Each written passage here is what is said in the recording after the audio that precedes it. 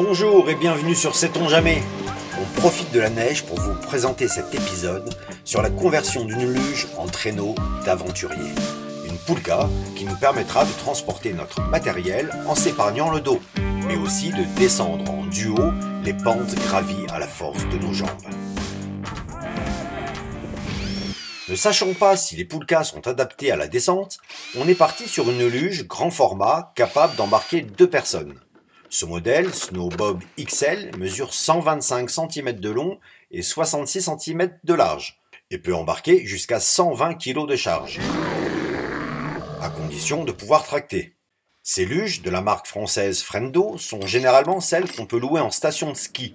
J'ai pris ça pour un gage de qualité, en pensant que les loueurs n'ont aucun intérêt à remplacer leur matériel tous les ans. Et effectivement, le plastique de la coque est épais, ça a l'air d'être du costaud. On verra à l'usage. N'ayant jamais utilisé les freins en plastique de nos précédents bobs, de peur de les casser, j'ai toujours préféré freiner et me diriger avec les pieds et les mains. Mais face à ces freins en acier qui ont l'air autrement plus solides, j'avoue que j'ai hésité à les conserver. Alors le casse-tête, sortir son cassé, comme ça, après il faut le tourner vers là, et voilà, en douceur, nickel. Parce que j'ai vu qu'il était possible de les démonter proprement, je me suis quand même décidé à les retirer. Et cela pour plusieurs raisons. Premièrement, je peux continuer à m'en passer pour freiner et tourner. Deuxièmement, les leviers de frein sont encombrants et pénibles quand on porte la luge sur le dos. En 3, mine de rien, j'allège la luge de quelques centaines de grammes. Et enfin, je récupère 2 trous qui seront bien pratiques pour passer la cordelette qui sécurisera nos sacs. Une cordelette en Dynéma, très résistante à l'abrasion. Donne la ficelle. Oh, t'es pénible. Lâche. À propos de nos sacs, si on peut charger tout type de sacs et de matériel dans une poulka, dans notre cas, on se contentera d'y sangler nos sacs à dos. Pour la simple et bonne raison que quand on veut profiter d'une descente, on doit pouvoir mettre nos sacs sur le dos. Ça permet aussi de pouvoir porter le traîneau dans les endroits où on ne peut pas le traîner. Pour retenir une poulka en descente, on utilise normalement un harnais rigide. Mais comme on préfère descendre en glissant, eh bien on peut se passer de ces barres encombrantes qui seraient carrément dangereuses en descente. On les remplace donc par une simple cordelette plus adaptée à notre usage. Allez, ça grimpe. L'an passé, on a publié une vidéo intitulée Randoluge qui détaille tous les intérêts de cette pratique.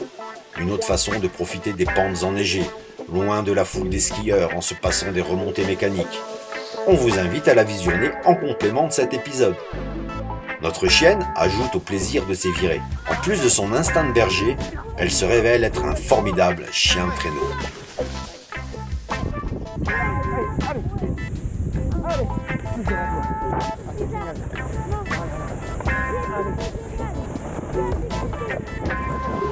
La poulka est synonyme de grands espaces et d'aventures. C'est le moyen pour les explorateurs de transporter le matériel indispensable pour survivre à des conditions extrêmes. Alors même si on n'est pas en Arctique ni en Antarctique, qui dit sortie dans la neige, dit un minimum de précautions à prendre et d'éléments de sécurité à embarquer. Plutôt qu'un tarp, on s'équipe de 2 couvertures de survie épaisses. Déjà, ça fait une par personne, mais en plus, ça permet de monter rapidement un abri d'urgence dans le cas où on serait surpris par une tempête. Ce qui n'est pas impossible dans les Vosges, où le temps peut très vite changer. On utilise donc une couverture de survie pour le toit et l'autre pour le sol. Notez que le traîneau trouve ici une seconde fonction, en faisant une bonne barrière au vent dominant.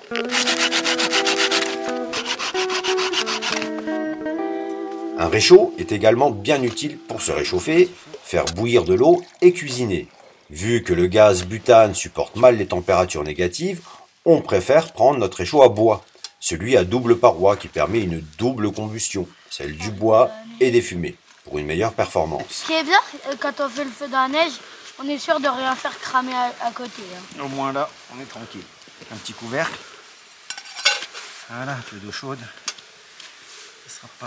Bien sûr, ça nécessite aussi de prévoir une scie pliante pour couper de petites sections de bois mort sur pied, qu'on refend pour aller chercher le cœur du bois, là où il est bien sec.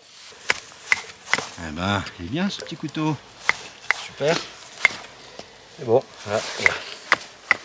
Impeccable. Là, on a du petit bois bien sec. Le couteau que j'ai offert à papa pour son anniversaire. Avec l'étui de serre. Alors pourquoi ce couteau? Parce qu'il est très polyvalent. Il est épais. Et manche en bois, papa adore. Trou de dragon, tu peux manger avec. Tu peux bâtonner, tu peux faire des hérissons, des copeaux de bois. Très polyvalent. C'est pour ça que j'ai choisi pour ce couteau pour papa. Et du coup, il a un manche qui est adapté aussi à ta main, non? Un peu. Un peu. Hein? Un peu.